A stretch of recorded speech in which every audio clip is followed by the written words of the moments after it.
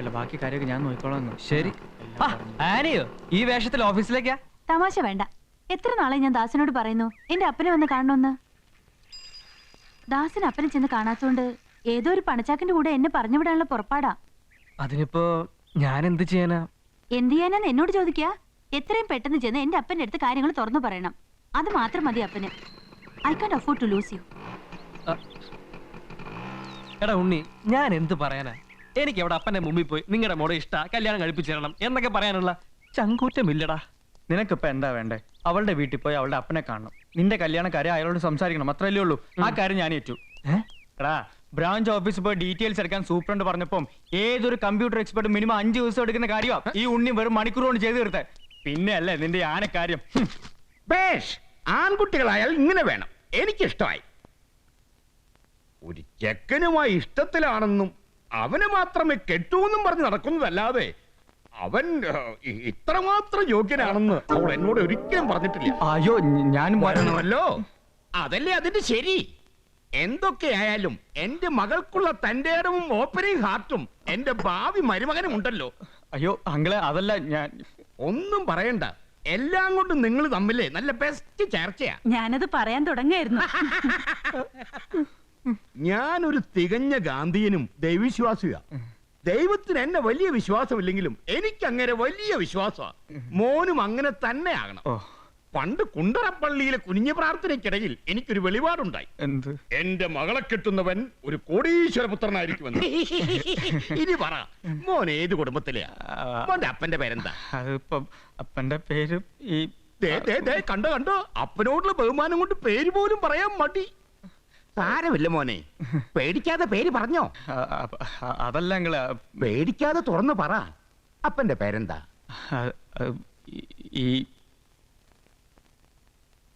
ഈപ്പച്ചൻ. ഐശ്വര്യമുള്ള പേര്. ബിസിനസ് ആയിരിക്കും അല്ലേ? അതെ അതെ, ഈ ആൻഡ് എക്സ്പോർട്സ് ഇല്ലേ, അവിടുത്തെ ഈപ്പച്ചനില്ലേ, ആ ഈപ്പച്ചന്റെ അപ്പച്ചനാ ഞാൻ. ഒന്നുകൂടെ പറഞ്ഞേ. അല്ല, ആ ഈപ്പച്ചനാ എന്റെ അപ്പച്ചൻ. ഓ, അപ്പൊ അപ്പൻ കോടീശ്വരനായിരിക്കും അല്ലേ? അതെ അതെ.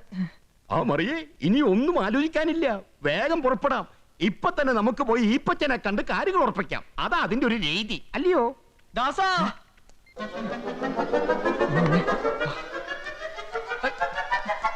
എന്താ? കൈവിട്ടു പോടാ, എല്ലാം കൈവിട്ടു പോയി.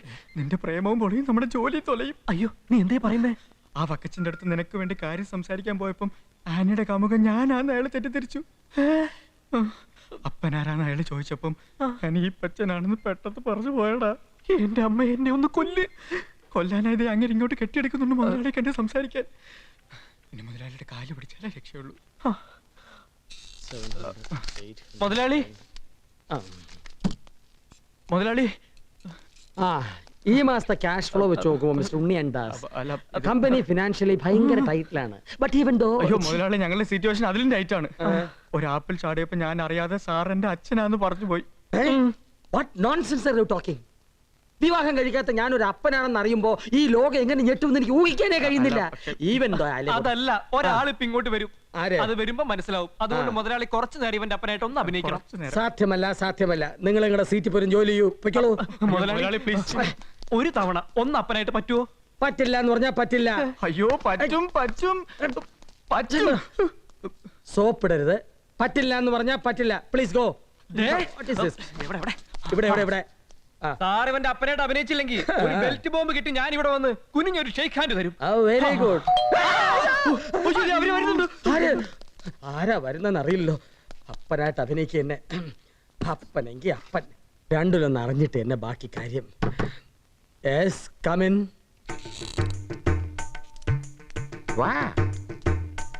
Please take your seat.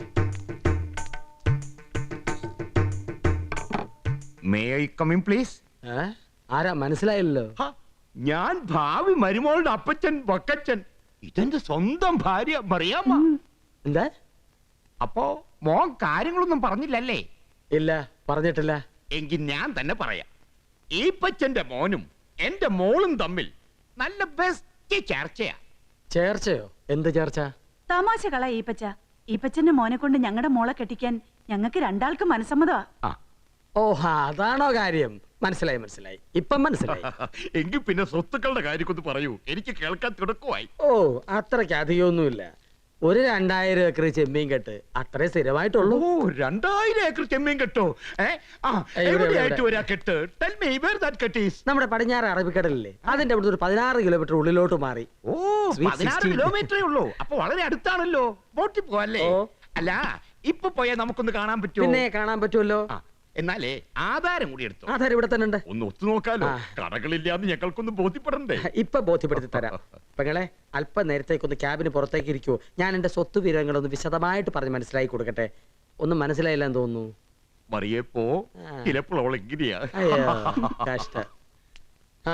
സ്വത്ത് വിവരങ്ങളൊക്കെ വെളിപ്പെടുത്തുന്നതിന് മുൻപായിട്ട് ചെറിയൊരു തയ്യാറെടുപ്പ് വേണമല്ലോ. വേണം ബന്ധോർപ്പിക്കാൻ പോവല്ലേ? ആഹാ ഒളിഞ്ഞെന്ന് കല്യാണക്കാരും കേട്ട് രസിക്കല്ലേ? തുടങ്ങാം. ഞാൻ റെഡി. റെഡിയാണല്ലോ. സ്വത്ത്. മോന്റെ അപ്പച്ചൻ ആള് എന്തൊരു നല്ല മനുഷ്യനാ. കണ്ടപ്പോ തന്നെ വക്കച്ചന് വലിയ സ്നേഹമായി. ചെമ്മീൻ കെട്ട് മാത്രമല്ല അണ്ടി ഫാക്ടറി ഉണ്ട്. എന്താ ഇപ്പൊ ഇതാണ് സ്വത്ത്. Export, import. കൊച്ചിലെ മുതൽ സ്വാതന്ത്ര്യ സമരത്തിൽ പങ്കെടുത്ത ആളാ. സമാധാനപ്രിയനാ. ഒരു കരണത്തടിച്ചാൽ മറുകരണം കാട്ടിക്കൊടുക്കുന്ന പ്രകൃത.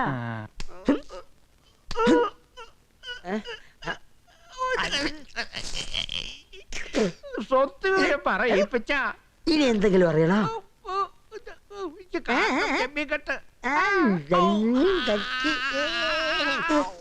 ഗാന്ധിയെ കുറിച്ച് പറയാൻ തുടങ്ങിയാൽ 1000 നാവാ. ദുഃഖം വന്നാലും സന്തോഷം വന്നാലും പഴയ കാര്യങ്ങൾ ഇങ്ങനെ പറഞ്ഞോണ്ടേയിരിക്കും. അല്ല അപ്പൊ നമ്മുടെ വഴിയാധാരം.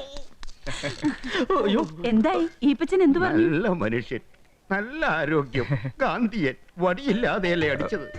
വൈക്കം സത്യാഗ്രഹത്തിന് മുമ്പ് ദക്ഷിണാഫ്രിക്കയിലും ഇതുപോലെയൊക്കെ നടന്നു.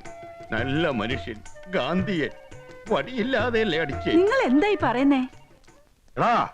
നിന്നെയൊക്കെ തലേ കയറ്റിക്കൊണ്ട് നടക്കണം. എന്നെ വേണം തല്ലാൻ. ഇന്ന് കൊല്ലും നാളെ കൊല്ലും എന്നൊക്കെ പറഞ്ഞിട്ട് ഇപ്പൊ എന്തായി? കേളിക്ക് വേണ്ടി ഞാൻ നോക്കി വെച്ചിരുന്ന ബീച്ച് ഹൗസ് ഈപ്പച്ചന്റെ കയ്യിലായി. ഇത് പണ്ടാരാണ്ട് പറഞ്ഞ പോലായല്ലോ. തൂണും ചാരി നിന്നവും പെയിന്റ് കൊണ്ടുപോയെന്ന്. മണ്ണും ചാരി നിന്നവും പെണ്ണും കൊണ്ടുപോയെന്നല്ലേ സാർ? അങ്ങനെയും പറയാം. എന്റെ കാര്യത്തില് കേളിക്ക് ഈയിടെയായിട്ട് എന്നെ ഒരു വിലയില്ല. അവളുടെ നോട്ടത്തിൽ ഞാൻ വെറും ഒരു മണക്കൂസനാ. ഈ വെളുത്തിയുമെന്ന ശരീരവും ഈ പൊക്കവും പാറപ്പുറത്ത് ചിരട്ടിയിട്ട് ഉരയ്ക്കുന്ന ശബ്ദമൊക്കെ ഉള്ളൂ. ബീച്ച് ഹൗസ് ഈപ്പച്ചന്റെ കയ്യിലായ പിന്നെ എനിക്ക് പുല്ല് വിലയാ. ഇതിനൊക്കെ കാരണം ഈപ്പച്ചൻ മാത്രമായിരിക്കില്ല. വേറെ ആരൊക്കെയോ ഇതിന്റെ പിന്നിലുണ്ട്. അറ്റ കൈക്ക് പ്രയോഗിക്കാവുന്ന എന്തെങ്കിലും കൊണ്ട് എടുത്ത് പ്രയോഗിച്ചോ. എങ്ങനെ ഈപ്പച്ചനെ തട്ടണം? കേളി എന്നെ വിട്ടു പോകരുത്.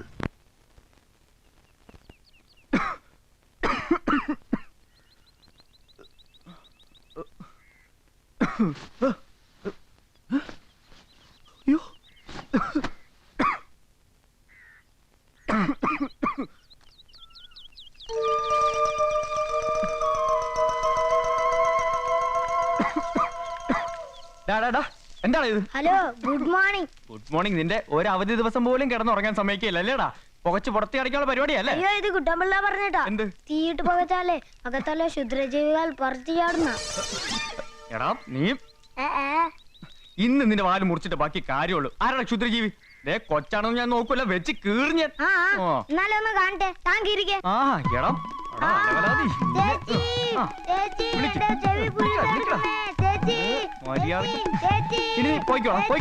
അവളെ വിട്ടേ. തനിക്ക് എന്താ വേണ്ടത്? എത്തിയല്ലോ പ്രൊട്ടക്ഷൻ. അതെ, ഇവിടെ യാതൊരു പ്രശ്നവുമില്ല. ഞങ്ങൾ തമ്മിൽ ചെറിയൊരു വാക്ക് തർക്കം. മുറ്റത്ത് തീയിട്ട് പോച്ച വീട്ടിനകത്തുള്ള ക്ഷുദ്രജീവികൾ പുറത്ത് ചാടും ഇവൻ ഇല്ലെന്ന് ഞാൻ. പക്ഷെ ഇപ്പൊ ഉറപ്പായി ഞാൻ തോറ്റു. ആഹാ, നല്ല ബെസ്റ്റ് തമാശ. ഇനിയും വല്ലതുണ്ടെങ്കിൽ ഇറക്ക് കേക്കട്ടെ. സൂക്ഷിച്ച് സംസാരിക്കണം. ഞാൻ ആരാന്നാ നീ വിചാരിച്ചേ? പട്ടാപ്പകൽ 18കാരിയെ വെട്ടിക്കൊന്ന് ജയിലിൽ പോയി പരോളിൽ ഇറങ്ങിയ ഒരു കൊലപാതകി. ജാതകപ്രകാരം. നിർത്തടി. നിനക്കെന്റെ സ്വഭാവം ശരിക്കും അറിയാലോ. അന്ന് ബസ് വെച്ച് നടന്നൊക്കെ നീ മറന്നോ? ഓഹോ, അപ്പൊ ട്യൂണിംഗ് ആയിരുന്നല്ലേ? വേണ്ട, ഈ സ്റ്റേഷൻ അങ്ങനൊന്നും ട്യൂൺ ചെയ്യാൻ നോക്കാം. അയ്യോ, ട്യൂൺ ചെയ്യാൻ പറ്റിയ സ്റ്റേഷൻ ഇതിലും നല്ലത് ഞാൻ വേറെ വല്ല പണിക്കും പോകുന്ന. എന്നാ പോയി വേറെ വല്ല പണിയും ചെയ്യ്. ചെല്. അതെ, ഞാൻ എന്ത് ചെയ്യണമെന്ന് ഞാൻ തീരുമാനിക്കും. അത് പറയാൻ നീ ആരാടി? എന്നെ എടിന്ന് വിളിക്കാൻ താനാരാ? എടി എടി എടി. കൊറേ നേരമല്ല നീ കിടന്ന് വിളയുന്നു. എന്താ ഇവിടെ? അതെ, താഴെ താമസിക്കാനോട് സൗജന്യം തന്നു വെച്ച് ഈ 2 കൂടെ എന്റെ തലേ കയറി കളിക്കാൻ പിന്നെ ഞാൻ എന്ത് ചെയ്യും? തലേ കയറാൻ വന്നത് ഇയാളല്ലേ? മോളകത്ത് പോ. പോടാകത്ത്. അയ്യ പറ്റിയ രണ്ട് സാധനങ്ങൾ. ഇതിനൊക്കെ വല്ല കാഴ്ച ബംഗ്ലാവിൽ അടയ്ക്കണ്ട് അല്ലേ അമ്മേ? എന്താ മോനെ ഇത്? നിങ്ങൾ കുട്ടികൾ എങ്ങനെയാ വേണ്ടേ? പരസ്പരം കാണുമ്പോഴൊക്കെ തമ്മിൽ കലഹിക്കുന്നതിന് പകരം ഒരു കൂറിക്കുള്ളിൽ കഴിയുന്നവരാണെന്ന് കരുതി സ്നേഹിക്കല്ലേ വേണ്ടത്? കുട്ടിയല്ലേ അവളും. ഇത്തിരി കുന്നായ്മയുണ്ടെങ്കിലും പാവുക. മോനത് പിന്നെ മനസ്സിലാവും.